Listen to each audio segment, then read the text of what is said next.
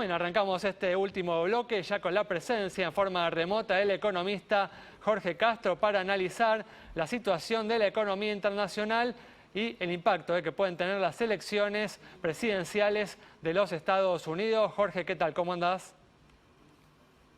¿Qué tal? ¿Cómo están ustedes? Encantado. Bueno, muchas gracias por atendernos una vez más.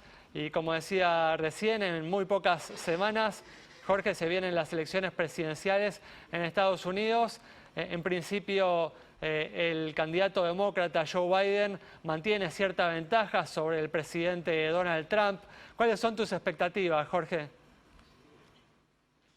Bueno, la totalidad de las encuestas nacionales le dan una diferencia a favor de Joe Biden sobre el presidente Donald Trump, 9 puntos de diferencia, 6.9 puntos de diferencia. Pero los 4 grandes estados industrializados del Medio Oeste, Pensilvania, Ohio, Michigan y Wisconsin, que son los que deciden esta elección norteamericana, porque la estructura política electoral de los Estados Unidos, que es un país absolutamente descentralizado, cuya base política e institucional básica es la de existencia de 50 estados en la Unión, los 4 estados principales, que son California, Texas, Nueva York y Florida, California y Nueva York ya tienen su voto definido en forma abrumadora a favor de los demócratas, por lo tanto de Joe Biden.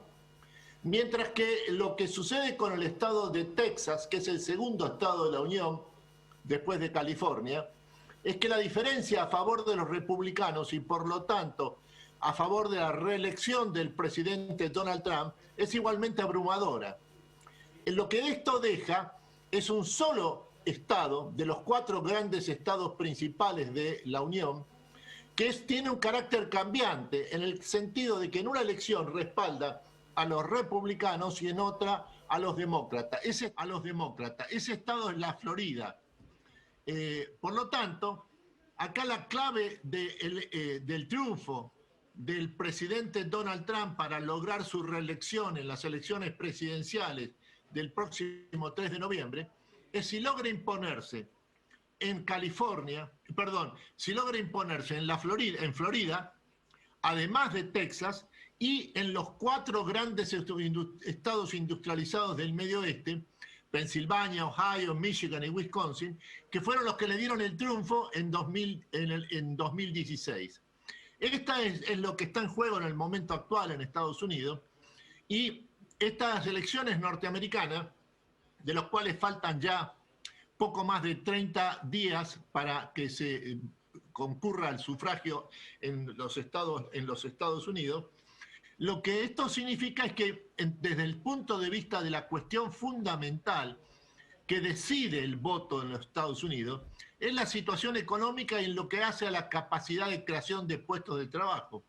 Y en este sentido, lo que sucede en Estados Unidos en términos económicos es que hay un boom económico de envergadura en el tercer trimestre del año, con una tasa de crecimiento del tercer trimestre que, según la Reserva Federal de Atlanta, ya alcanza o supera el 30%.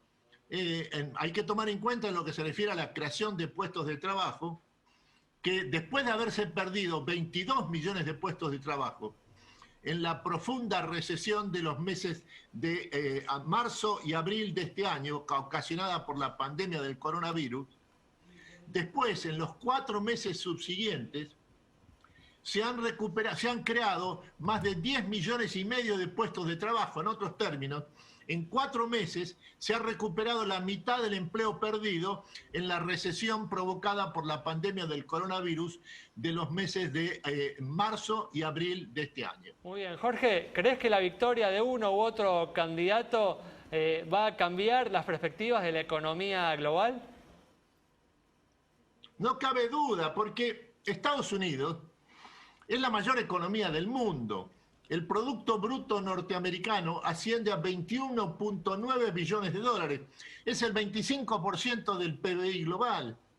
Estas elecciones de los Estados Unidos del próximo 3 de noviembre es una elección que tiene un significado inmediatamente global En otros términos, lo que está en juego en Estados Unidos de ninguna manera es simplemente el intento de conseguir un nuevo mandato de parte del presidente Donald Trump y a su vez la tentativa de los demócratas encabezados por Joe Biden para evitar que esa posibilidad ocurra.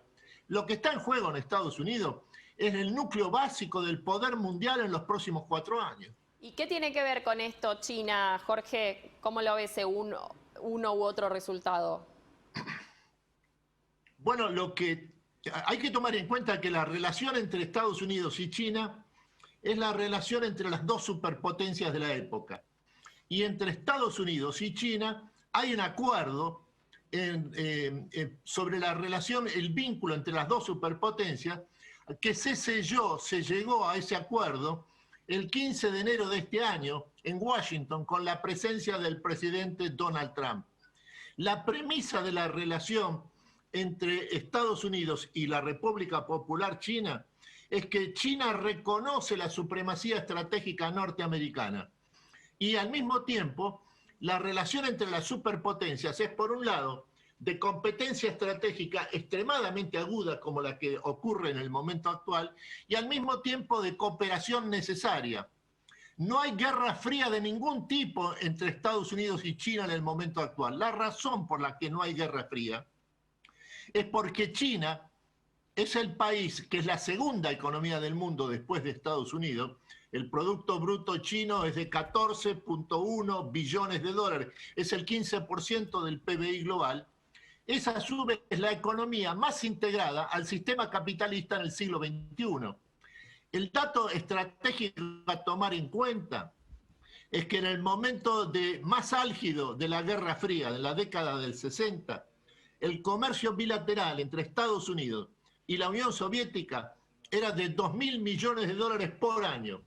Hoy, 2020, el comercio bilateral entre Estados Unidos y la República Popular China es de 2.000 millones de dólares, pero por día. Son los dos países más integrados del sistema mundial. No hay guerra fría de ningún tipo. Hay competencia estratégica por un lado, incluso exacerbada, como en el momento actual, y al mismo tiempo franjas de cooperación necesarias. Y Jorge, ¿cuál es tu análisis del debate, muy brevemente, del debate presidencial último? Lo que sucedió anoche es que desde el momento uno del comienzo del debate entre Donald Trump y el candidato demócrata Joe Biden, el presidente norteamericano inició una ofensiva en gran escala con una agresividad fenomenal. Y esto lo que implicó es que colocó casi de inmediato a la defensiva al candidato demócrata Joe Biden. Y teniendo en cuenta que el eje de la ofensiva del presidente Donald Trump respecto a su contendiente Joe Biden consiste en caracterizarlo como un sujeto totalmente controlado por la izquierda del Partido Demócrata. En un momento culminante de esta ofensiva, con una extraordinaria agresividad de parte del presidente Donald Trump, se produjo la siguiente afirmación de Joe Biden: yo soy el Partido Demócrata en el momento actual. El programa que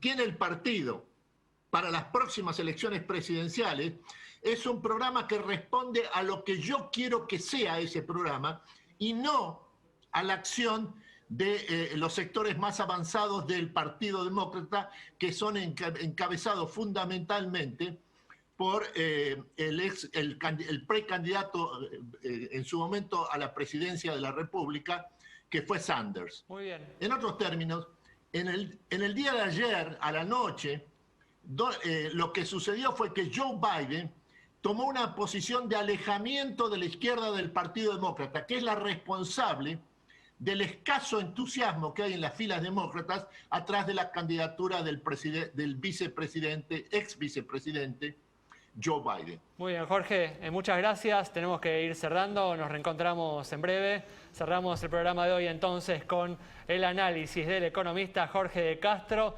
sobre la situación de la economía internacional y cómo se puede ver afectada por los importantes comicios que se realizarán en muy pocas semanas en los Estados Unidos. Nos reencontramos el próximo miércoles a las 20:30 aquí en Metro.